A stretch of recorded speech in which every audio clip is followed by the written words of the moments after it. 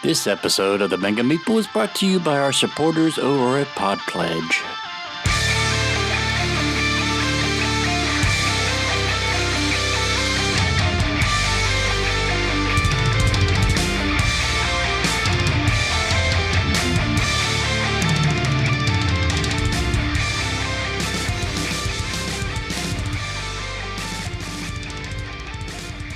Alright, welcome back to the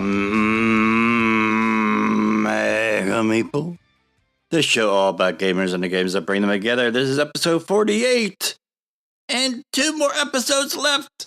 You ever feel like a kid back, waiting for Christmas to come, and you kept asking your mom, Hey mom, how many more wake ups are there to Santa? Hey mom, mom, hey. Your mom probably looked at you, with her Marlboro hanging off her bottom lip, and sick and tired of you asking over and over and over again every 5 minutes, and there's 300 more wake ups. Shut up. So, well, maybe that was just my mom. I don't know. But anyway, yeah, we're approaching quick the 50th episode, 1 year. I'm calling it a podcastversary, podcastiversary, something like that. You know where I'm going with this. So anyway. But we're in celebration of our 50th episode, 1 year anniversary, podcastversary. We are giving away a copy of Scythe. So if you haven't already, you have 2 more. 2 more wake up episodes to enter into it. You could do that one of 2 ways. You could go to our iTunes. And if you haven't already, subscribe. But while you're there, leave us some 5-star loving and leave us a happy review. But if you're not able to do that, some people are just not Apple people. I don't know why. There's another way you could enter in, and we could at least have a record of your name so we could do a shout out and announce you if you are the winner. Is go to our Facebook page and like and follow us there. And you have until the 50th episode to do that, because what I'll be doing is I'll be putting all those names in an Excel file and numbering them 1 to whatever. And then I have a little app that does like a random number generator, and I will do that, and whatever number comes up on my little phone app, that is going to be the winner of a copy of Scythe from Stonemaier Games. And the reason why we're doing Scythe, to tie it into the 50th episode and podcastiversary, is if you haven't heard me boast about it in the past, Jamie Stegmaier was our very first guest on the podcast back in episode 3. So if you haven't already heard that, you go back in our archives and listen to that episode. I'm sure the recording quality and the way I was doing things is pretty rough compared to the way we're doing now, because obviously we have grown, we have evolved, we have improved over the past year, and we're looking forward to doing much more in the second year. Very excited about that. So that's just a little thank you to our listeners for being with us for the first year, or even if you haven't been with us from the very beginning. If you just started listening, you deserve a thank you too, because you've started to listen. You've discovered us in a way. So I want to thank you as well. You are not excluded from the ability or the possibility or the chance of winning a fantastic game. So that is that, and we will be announcing the winner on our 50th episode. So at least you have to listen to our 50th episode to find out who won. So that's that. And as far as talking about going forward into the second year, one of the things that I've been looking into and just kind of educating myself on how to do is the possibility of doing like a live stream on either YouTube or Twitch.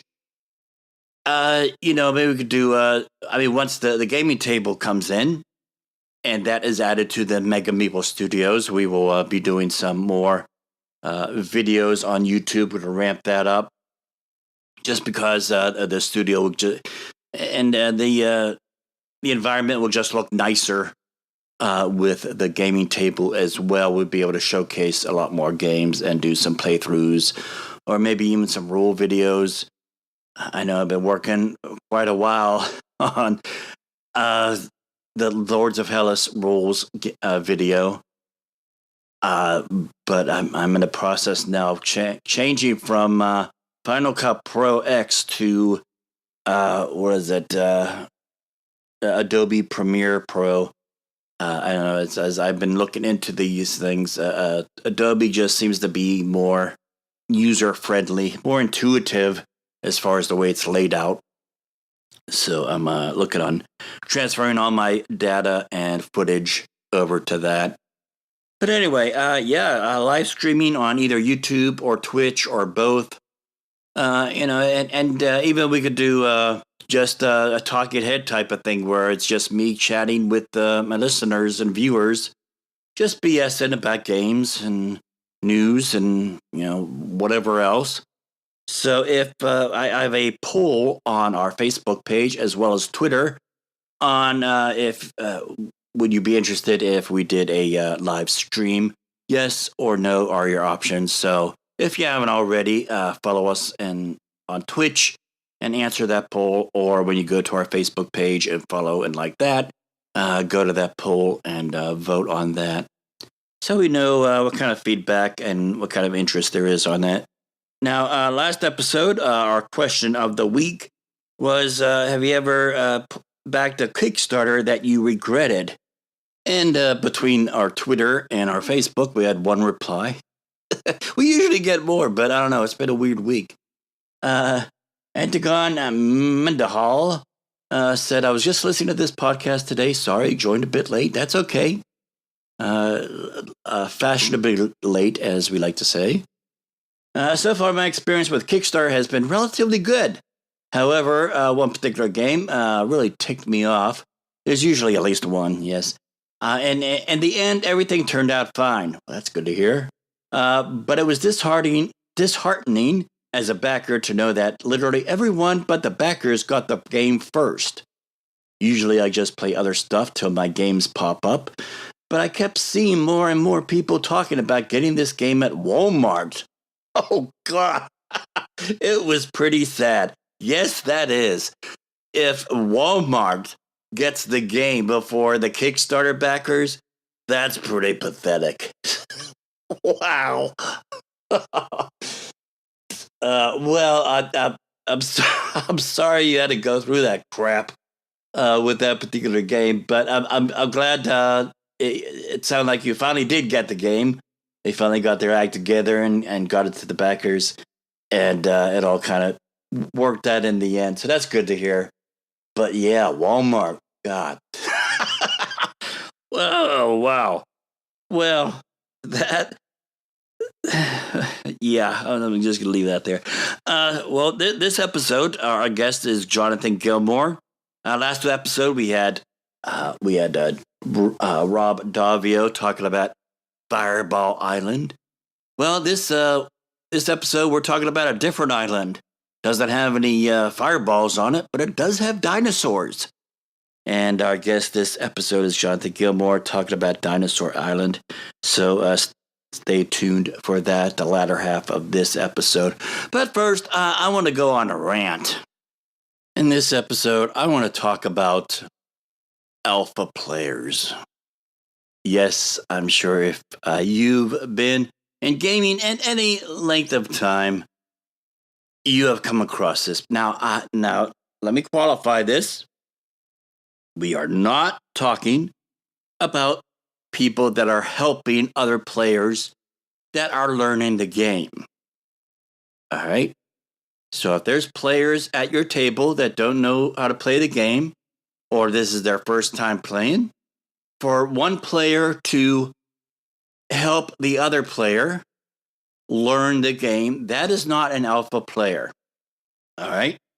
I am talking about in a situation where all the players already know what actions are available to them. They know how to play the game, but we have at least one player that insists on telling and dictating or questioning what other players are doing with their characters. And I have experienced this both in board games and role-playing games.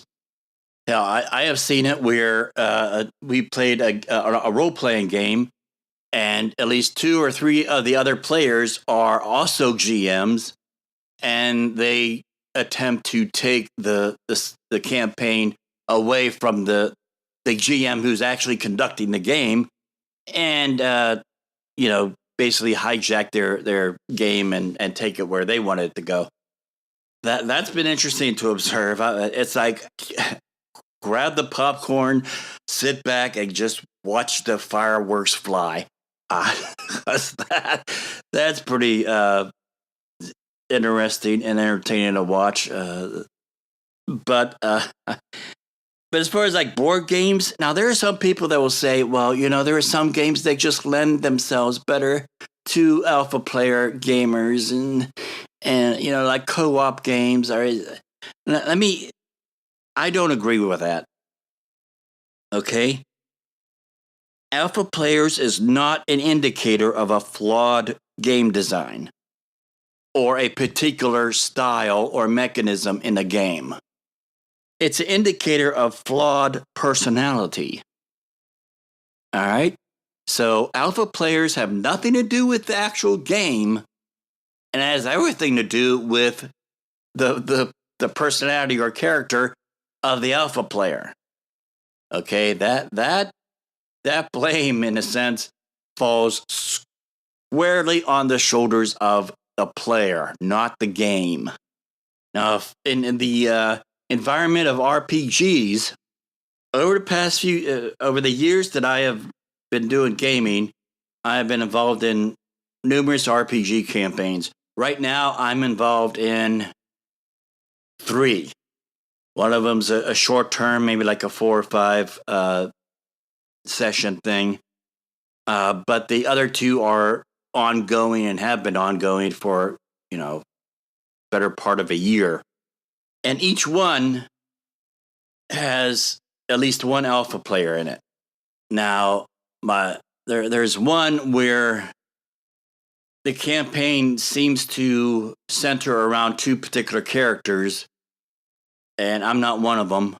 So, and I've been involved with the same group of people in my Pathfinder group for, ever since I started into gaming.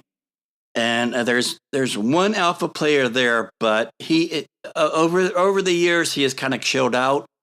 So he's not as alpha as he used to be. He's kind of he's understood that the other players actually know what they're doing, and we know what spells we have. We know how the spells work.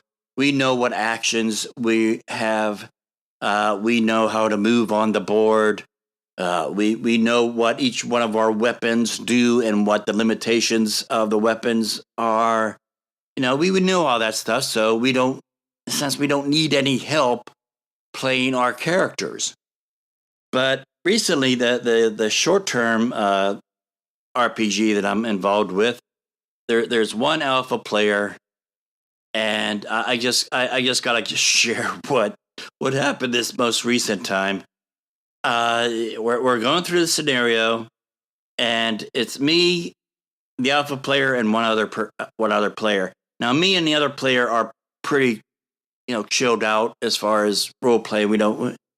Me personally, I'm still. I love the gaming of the RPG, but I'm still getting used to the R in the whole RPG. I'm still getting used to the role playing aspect of it. I'm great as far as moving and fighting and chucking dice and just tell me what monster I need to kill and what dice to throw and let me at them. But as far when it comes to role playing, that's something that I'm still trying to get used to. And I'm not sure why. I mean, way back when I was younger, I used to do theater and I was part of an improv group and everything. But I don't know, I've been so far removed from that environment and that activity that I basically lost what I had back then. I just can't. Personally, I just can't get used to the role playing and the role playing gaming, and I'm getting better at it. But the thing is, I'm not going to grow in that capacity if there's an alpha player insisting on holding my hand and telling me, this is what you could do.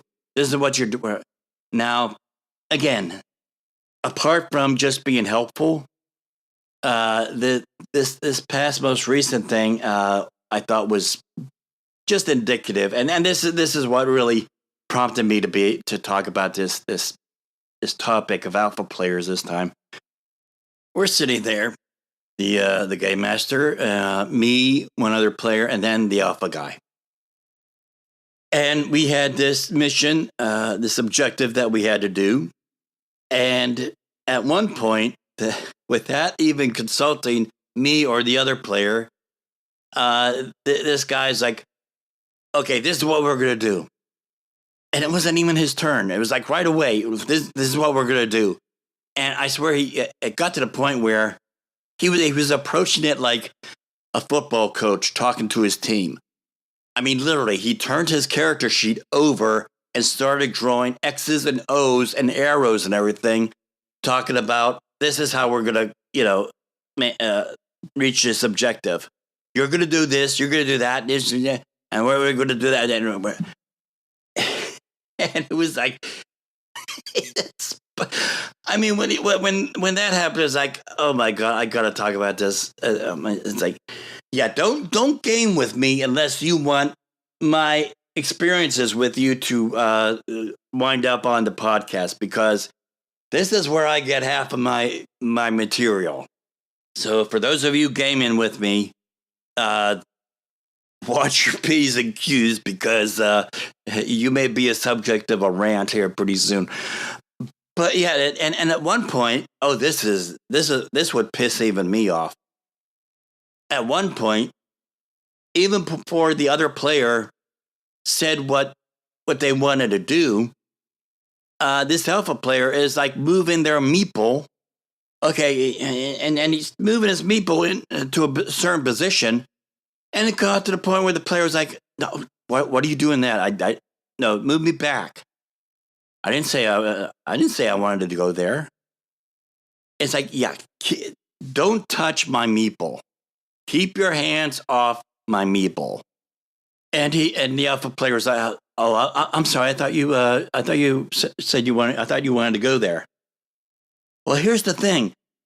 In that particular situation, from what I recall, the player didn't even say yet what they wanted to do. I mean, it was their turn for maybe like 2 seconds, and this alpha player is starting to move this player's meeple and say, no, move me back. I don't want to go there. The alpha player didn't even give the player a chance to even say what they wanted to do. They just assumed, okay, well, this player wants to do this because obviously, that's what I would do if I was in it. And that's where this is what it boils down to. You're not letting the other players. Let me enlighten you, alpha players out there, in case you haven't figured things out yet. The gaming experience is not about what you want to do with other people's characters. Because alpha players are not just strictly to RPGs. Board games have their share of alpha players as well.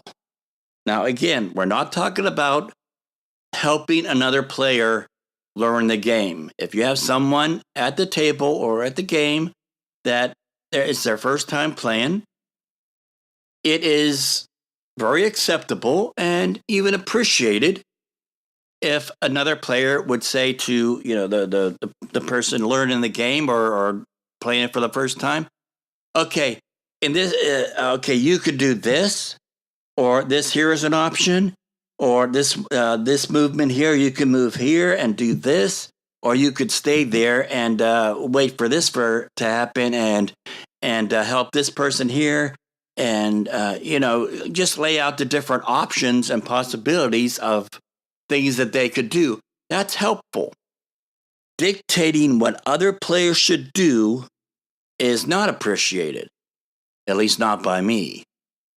It would be like, all right, the alpha player does their action, and when it comes time for another player to do their actions, it boils down to a few things here. A few things can happen and usually do happen. Is even before the player does their action, right there, bam, the alpha player is there to tell them what they need to do. Or after the player does their action, the alpha player will then start to question what that player did. Well, why'd you do that? Why are you doing this? I think it would be better if you did this. You have a character sheet in front of you, and the other players have a character sheet in front of them. Let the other players play their character the way they want. Now, the way I usually handle alpha players, especially when we're doing board games, is as soon as they say, why are you doing that? You should be doing this. If I've already made my move, I will say, no, I'm fine where I am. I'm okay with that action. I'm gonna stick with that. Or if it's before I even make an action, if the alpha player is saying, well, you need to do this and you need to do that, I will go out of my way to do something completely illogical and defying reason. I will F things up. I'll try not to cross the line where it makes the gameplay hard for everybody, but I will do just enough to troll the alpha player, just to piss them off. And sooner or later, they will learn, they usually do, to shut the hell up. If I need somebody's help, I will ask for it. But if you continue to dictate what you want other people to play their characters, then we may as well just give you all of our characters and meeples and let you play the game all by yourself. And I find it interesting because if somebody's doing an action that is against the rules, call them out, but don't be an a-hole about it and make them that player looks foolish. I mean, if they're cheating on purpose, call them out on their BS. If they forgot a rule or they misunderstood a rule, don't make them look like or feel like an idiot for doing so. It was an honest mistake. So an alpha player, they came across of if someone makes a mistake in a movement or an action that is against the rules, you can't do that. And let me tell you, I've seen situations where the alpha player thinks that they're right because they're alpha players about a rule, and we look at the rule book, so it's like, oh gosh, it turns out that they were wrong too. Well, holy hell! Newsflash: alpha players can be wrong too. Son of a gun, who would have thunk? And actually, that's going to be another rant for a future episode where I'm going to talk about rule books. Oh, yeah. Oh, yes. There will be blood.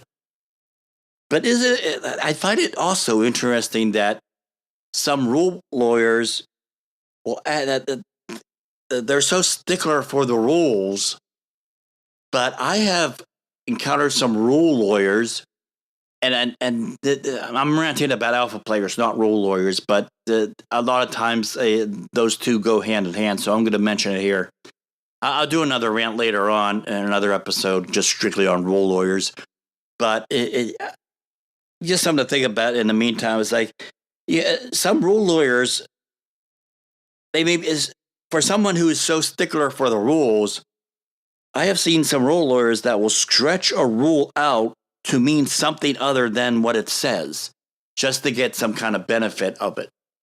And I just find that dynamic interesting, to say the least. But I'll talk about that. I'll rant about that on another episode.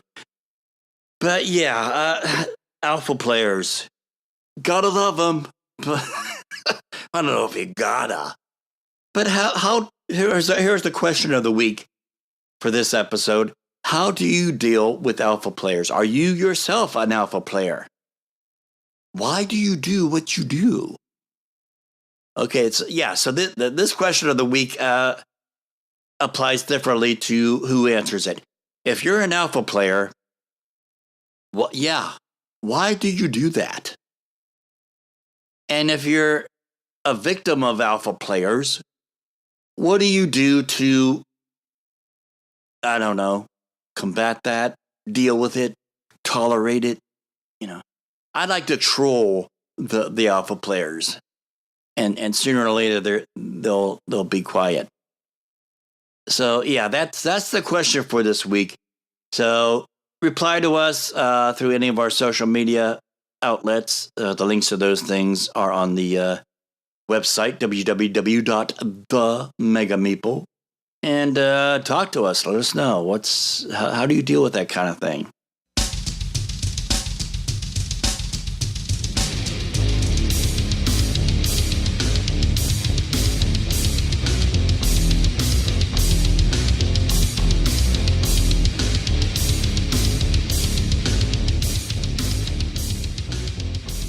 All right, welcome back to the Mega Meeple, and our guest this episode is Jonathan Gilmour, who is a designer of Dead of Winter, as well as Pocket Dungeon and Wasteland Express Delivery Service, which is a pretty cool game. If you haven't checked that out, you got to play that.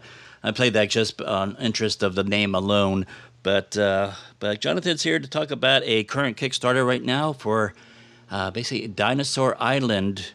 How you doing, Jonathan?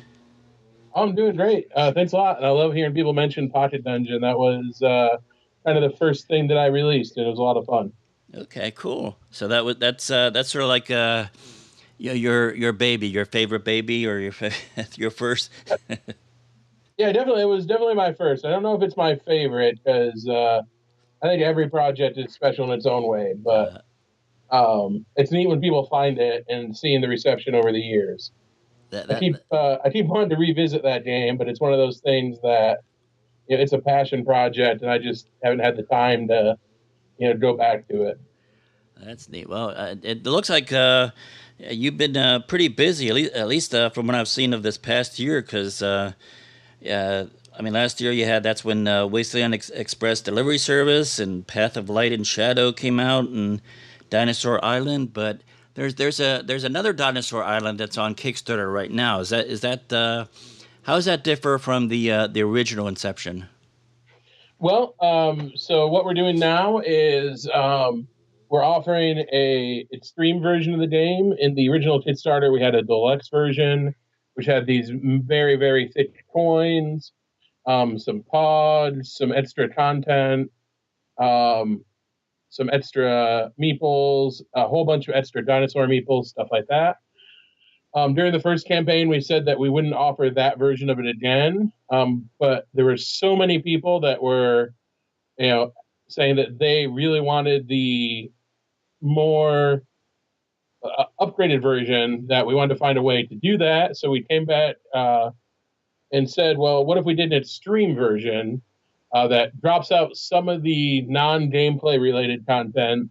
The coins are a little bit thinner, so the people who backed it originally got the very, very thick and very, very nice coins. The new coins are still great. They're just a little bit thinner. And dropped out the non-gameplay stuff like the pods. And then we're offering that as kind of a way for people who didn't get the nice version to get buy-in on that. And we also have up the expansion, Totally Liquid, which adds a bunch of different modules to the game. Kind of some things that we had streamlined originally, and we wanted to target an entry-level audience with the game. So we had cleaned up a lot of stuff, and then now we figured out ways to put it in that are different than what we cut out originally and a lot better. And also, Ian Moss, who's a local designer, had designed a 2-player game called Duelosaur Island. We have that on the Kickstarter as well, which is a 2-player only, much like smaller box experience. And one of the cool things that we came up early on in that process is, since it uses dice that are the same as the dice, that are similar to the dice in the base game, we wanted all of the dice to be cross-compatible with both games. So if you pick up Duelosaur Island, not only are you getting a really nice little small box 2-player experience, but you're also getting like a tiny extra expansion for Dinosaur Island, in that you can take all the dice from Duelosaur and use them in Dinosaur Island to add more variety, and vice versa. Okay, that's cool. Okay.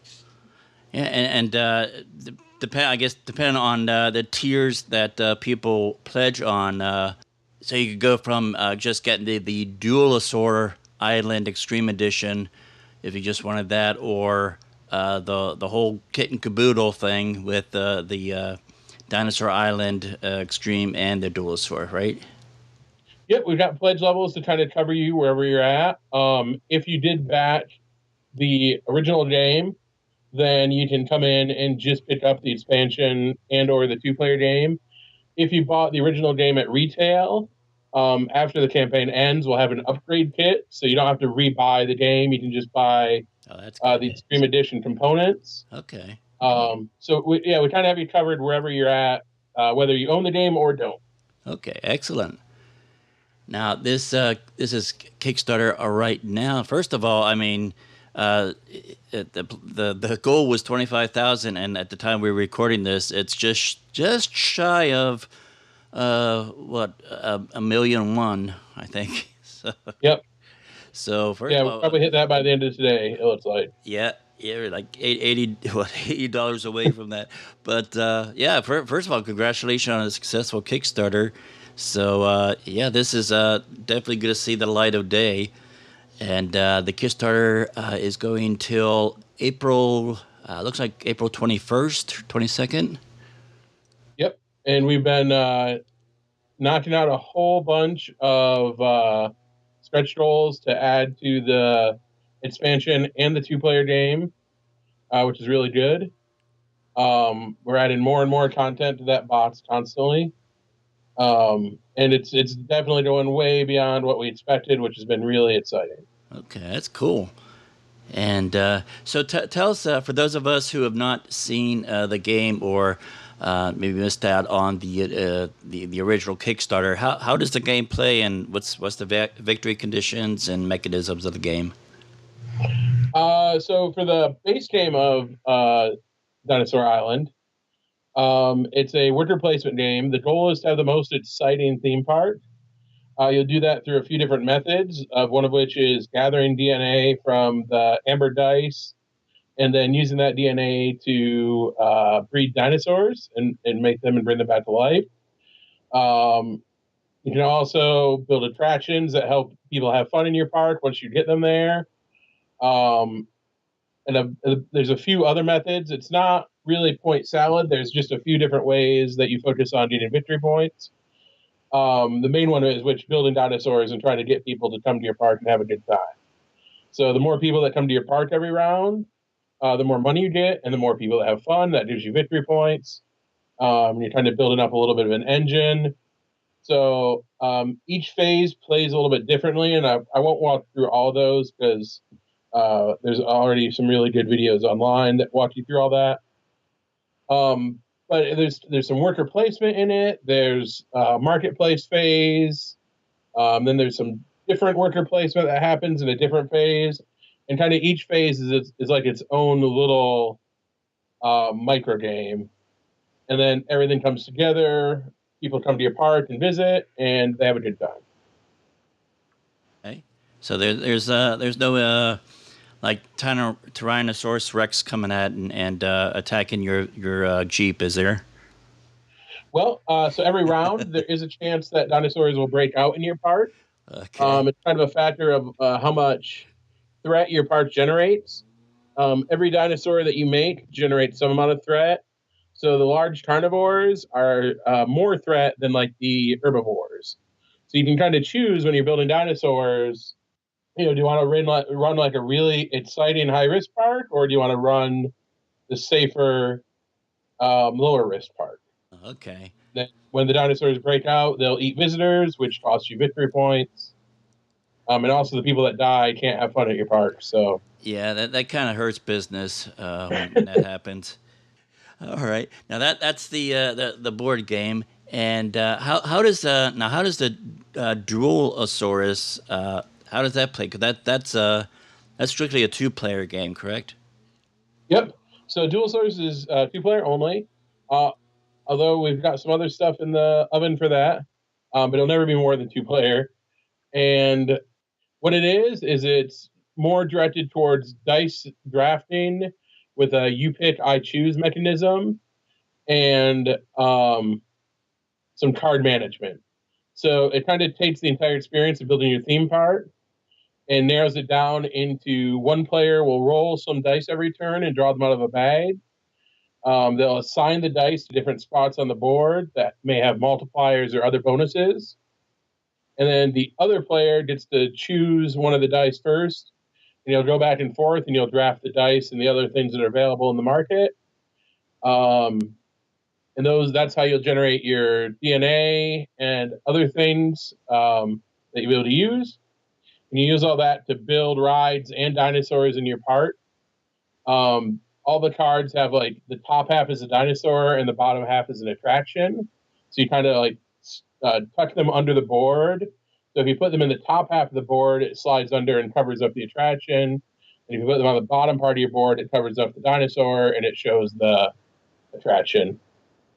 So you're doing that to build up your park through all those different things with kind of the same goal of generating excitement that brings customers to your park and helps you get victory points. All righty.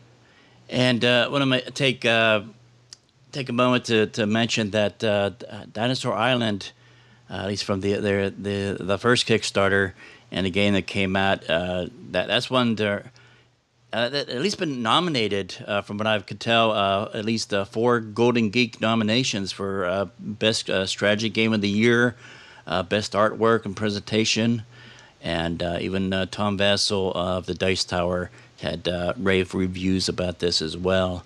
So if any you people out there, your play style and interest kind of run in line with Tom Vassell's as well, then this may be a game you need to look into. So how did let's go back to the before Dinosaur Island was created. What how did that come to be? I call this sort of like my barroom napkin question, because so many cool ideas start out with just a little scribbling on a bar napkin. But how did Dinosaur Island come to be, and how was it initially developed? Well, Brian Lewis and I had been talking because he lives about an hour and a half from me, and we both, said that we really wanted to try to do a project together. I really enjoy co-designing with people, so we were having a few phone calls, discussing like what kind of project we would do, things like that, and we were talking about the different projects that we had like written down on in our notes, and we weren't really finding anything that really resonated with each other. Um, but then he said that he'd been walking through his town that day And in a store window, he saw a sign that said Dinosaur Island. He's, I don't know anything else about it. I don't know what they were advertising. But we both immediately said, that's a game that I want to play. So we started, sketching out the ideas of what we wanted to do.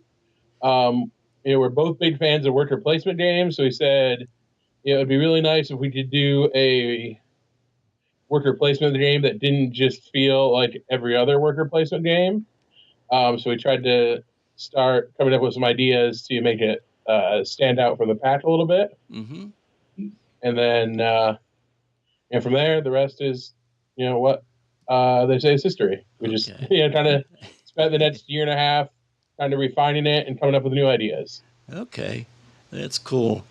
Now, if you don't mind, I'd like to take a little tangent, and since I got you on the line here, I want to talk a little bit about Dead of Winter. I know that's at least here at the Mega Meeple house. That's sort of our go-to thing, especially when we have people over that are not like hardcore gamers. We ask them, was like, okay, well, what kind of game? Well, can't really ask them what kind of games they like because they'll say like Monopoly or Yahtzee or something like that. So one of our things is like, well, do you watch The Walking Dead? Do you enjoy The Walking Dead? And in most cases, they'll say, oh yeah, well, we love that. So it's like, okay, and we pull out Dead of Winter. And the cool thing about that is, the whole zombie things, a lot of people think that's been done to death. But when your game of Dead of Winter, the zombies are not really like the core central point of the game. They're sort of like a backdrop. And so I really like to dig your brain out a little bit and see how you came about with Dead of Winter. Well, that was kind of one of our design goals from the very beginning. When I first started working on it, before Isaac came on board, I'd been playing all the other zombie games that were out there. And none of them really did the thing that I wanted zombie games to do. Last Night on Earth is a great, B-movie romp, where you're blasting through zombies with a shotgun. Zombicide is a great version of, Left 4 Dead, where, it's you blasting through, hundreds of zombies. Right. But I really wanted to touch on what I loved most about zombies, which was kind of the humans are really the monsters, and the zombies are kind of like just background noise and not really the main focus of the thing. I wanted the story and the human element to be the main focus of the game. So, and I think when, what you're saying, when people play it, that kind of comes through pretty well in that the game doesn't focus on just murdering zombies. There's a lot of other ways to deal with them. Moving them around and getting them out of the way, or not being running away from them a lot of the times is a better strategy than trying to kill them. So Isaac and I kind of spent a lot of time going back and forth and discussing, how we could really try to drive that feeling. We wanted the players to feel in peril because we felt that was really important, and we wanted there to be, compelling stories being told. So all our design decisions after that focused on doing that. Okay. Now the idea of the crossroad deck, whose idea was that? Because that's a pretty neat, unique mechanism in that game. Well, it's kind of always been in there in one form or another since the very beginning. But the very final version of it came to Isaac very close to the end of development. We were feeling struck, and the game wasn't quite. There was something missing. And he was like, "Well, what if we took the crossword cards and did this with them?" And he took a few of the crossword cards, scribbled on them, and handed them to a player. And I, all right, just hold on to this card during the next player's turn and see what happens. And he just kind of scribbled the like trigger on the top of it, and it worked great. So that very last iteration of it was completely Isaac. Yeah, just a more thematic tone to the game. So that Oh was yeah, without a doubt, that's one of my favorite things. Still is because Isaac and the Dane from Plaid Hat wrote the majority of those. And I didn't get to write most of them because they were kind of working on it full time while I was still working at the factory. Like I haven't read the majority of the crossword cards except for the ones that I read during playtesting. okay. So even now, like I've played the finished product, well over 100 and probably 30 times, and I still get to see new cards happen that I've never seen before, and I think that's very exciting. Definitely. Yeah, so 2017's been pretty busy for you. You come out with quite a few games. Is there any game that you have in on coming down the pike that you're able to talk about right now? Well, 2018, we have a few big things coming. Obviously, it kicked off really well with the Dinosaur Island expansion. I have a game based on a comic book called Wayward that'll be out later this year from IDW. And it's one of my favorite comic books, so I was really excited to be able to work with the writer Jim Zub and closely with his team, trying to bring that experience to life. I'm really excited about that one. Um, I've got a few releases that just haven't been announced yet. That I unfortunately can't say too much about. Those are kind of the two of the big ones. Okay. Kids on Bikes, which is an RPG that I worked on this year, will be hitting the market, so people will finally get a chance to play that, which I'm really excited for.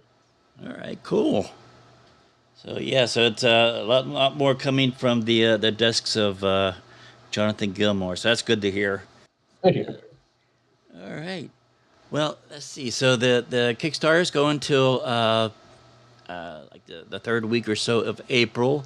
Now, Hmm. if so, for people that are listening, maybe listening this months or even years down the line, will this game be released as well to retail afterwards? There will be, so we already released it to retail, and there will be retail versions of all three, or the base game, the expansion, and Duelosaur Island. Okay, good, good. But you'll definitely want to check out the Kickstarter to see what the Kickstarter exclusives are to decide whether or not that's if they're things that you want, because we've really worked hard on coming up with some great stretch goals and exclusives. Yeah, and we'll have links to those things, the Kickstarter, on the show notes of this episode. And so, if people want to find out more about you or anything else that you've worked on, where could they go? Well, you can always check out my BGG page. My username on there is J Gilmour, or you can find me on Twitter, and my username there is John Gilmour, JonGilmour. Okay, excellent. And again, we'll have links to those on the show notes. So, well, thank you so much, Jonathan. Well, if before we go, we like to play a little game with our guests. Has very little to do with gaming, but it just gives our listeners a little idea of our personality and what kind of people are behind the games. So it's called the Mega Meeple Rapid Fire Round, All and right, I'll just rattle off two things, and you tell me which one you prefer: Star Wars or Star Trek. Star Wars All right. Books or movies? books, Okay. Truck or car?